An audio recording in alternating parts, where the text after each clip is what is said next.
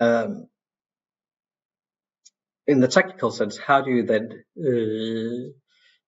place a store? Well, if we start over in the corner here, intuition.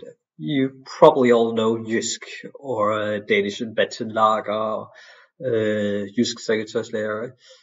It's one of the biggest Danish retailing successes over the years. The owner of it, Lars Larsen, is actually one of the richest men in Denmark these days, self-made billionaire. Started out with the intuition, and on Silkeborgvej in Aarhus, you can still visit the original Danish Jysk store. And it, of course, came due to intuition.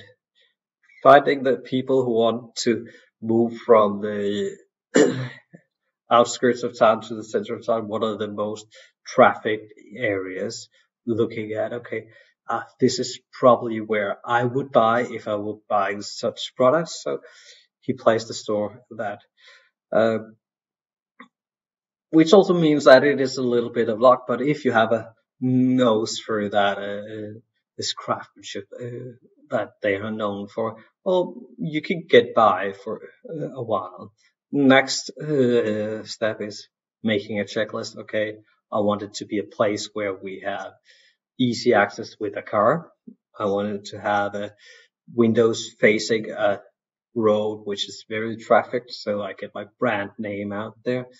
And well, it needs to be this many square meters, etc., etc. So you can build these checklists and say, okay, this location fits this. This is where I want to place my store. The next one is the analog, or the location just like. So we have a store which is located here. Well, then we can see that we should probably also have, and it has success, the store we have where these parameters are present.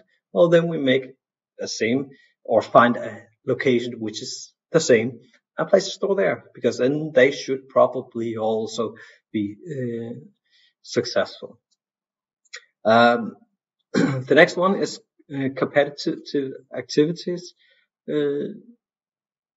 Our competitor has opened up a store here, so we should also do it. It might sound a little bit, come on, you can do better than that, but quite often you see, let me take an example. Here in Denmark, we have, within electronics, we have Power and Elgiganten, which are the two big chains.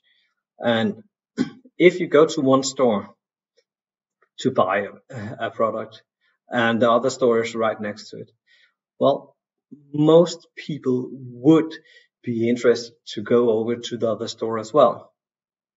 So you get often a spillover effect. The ultimate version of it is if you go to markets in Southern Europe or Asia, you'll see all the shoe salesmen located in the same. They have almost exactly the same product, but it's because they feed on each other or build on each other. So if you go to 7 different stores and try them out, find exact variation that you need, well, then you go to this location. So that's why it actually does make sense to have these competitive activities. Multiple regressions. Well, I hope you enjoyed your statistics. This we're looking at here.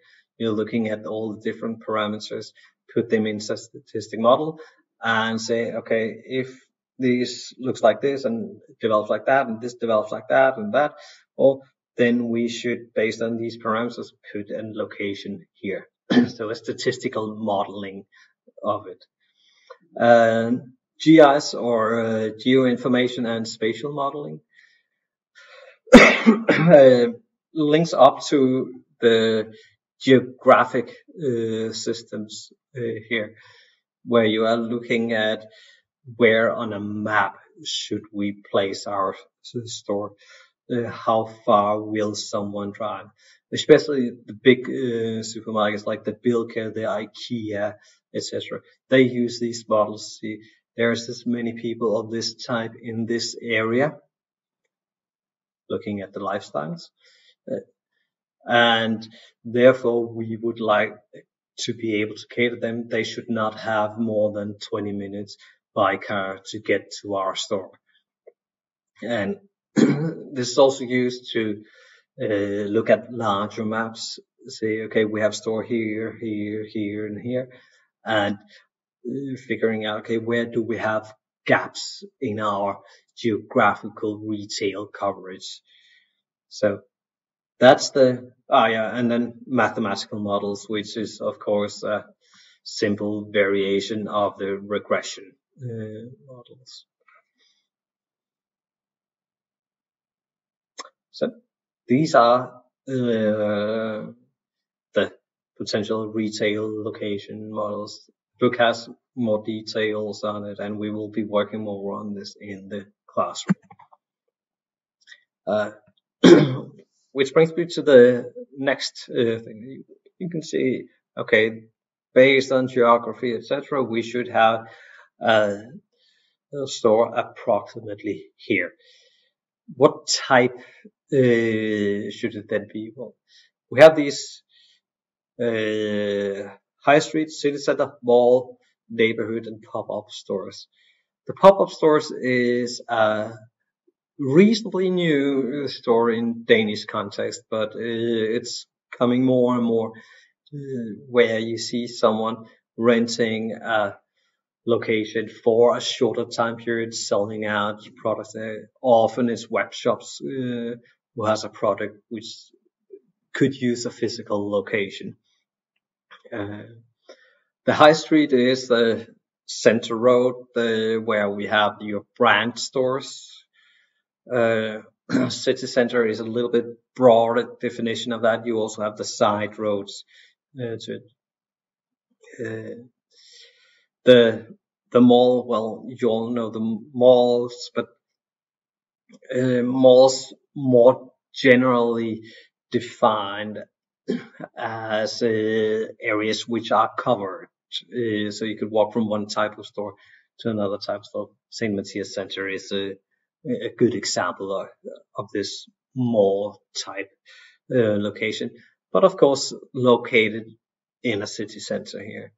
Neighborhood location store is, well, the Rema over on the corner in Viborg, just around from your campus. So what techniques does the different companies use? And I actually find this a little bit interesting.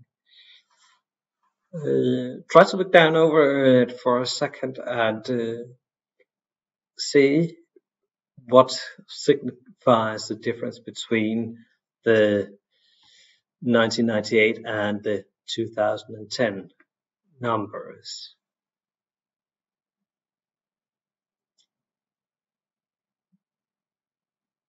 Yeah. Well, I can give you a hint. This one here is different. This one is bigger, more. And in essence, this means that people has become more prone to using multiple tools. So whereas they in the 90s were very much screwed towards experience, and then some used a little bit else different. Well, we still have the experience, but now we have checklists, analogs, and so forth. So we're becoming more and more professional. And so of course, it's also the IT systems which are helping us along in these settings so that we can use these tools. To bring it up on our macro level retail location, there's a little bit international perspective on it. As you would probably have guessed, in US, you can do more or less whatever you want. In Eastern Europe, it does vary, but in general, it's reasonably easy to do what you want. We do see a trend towards having it more restrictive, as they want to, well, safeguard different areas of the towns. Gulf region retail definitely is forefront. They want to develop it as a business. If any of you have been to Dubai or Qatar or places like that, you will see the huge malls, high-end brands pushing very hard. They know they're running out of oil and money from that, so they want the money to come back and be spent on products. China, you could do a lot, and it's growing fast, the retail market, but it is, well, it's a little bit wild west, but you never really know where it is going to approach. Lots of corruption, etc. The UK, tight, restrictive. Notice that in the different stores. Japan, the last one, is relaxing a little bit on the large store laws. It does have a lot of small stores, which also means that the retail setup caters towards a lot of small stores, especially in the high street settings.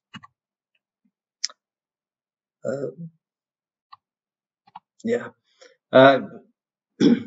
High street in decline, like the central areas, moving from having a few local stores and a number of small popping in, has been moving towards shopping centers, malls especially.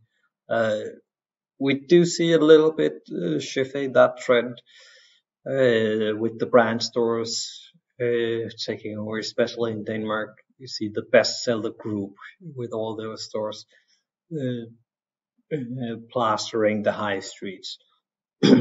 More entertainment, more leisure. It needs to be an experience to access the store. Aging populations, well, they need the old people diapers, but they also have more money to spend, so higher value products, and again linked up to the entertainment and leisure parameters. What we've also seen is, as I mentioned, restriction legislation shifting towards favoring the city centers to build this core experience. In Europe, core markets, Germany, UK, France, Norway, Sweden. Russia is coming up, but you never really know whether it is. The